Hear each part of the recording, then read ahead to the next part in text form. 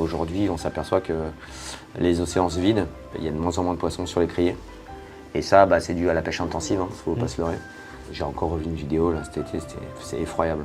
J'essaye de trouver des solutions pour dire voilà, faut manger ce poisson, ou ce poisson, ou ce poisson, ou ce poisson, qui sont des poissons qui ne sont pas forcément connus du grand public, mais qui sont tout aussi délicieux que.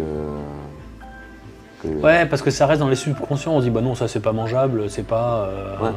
Ouais, c'est ça. Alors, quand on met sur un étal du saumon de Norvège, du bar, du turbo, du mulet, on va dire du chinchard, du taco et du maquereau, t'es sûr que les 4 derniers, et les 4 premiers, pourtant le chinchard c'est fantastique, mais voilà, aujourd'hui le chinchard ça a une mauvaise réputation.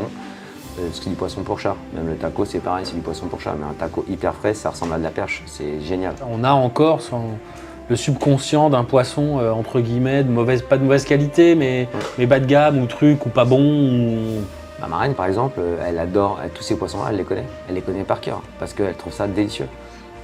Et il y a une sorte de creux qui s'est créé, je sais pas quand. Mais on s'est focalisé sur des produits et en fait, c'est en se focalisant sur des produits que. Il y a la surpêche.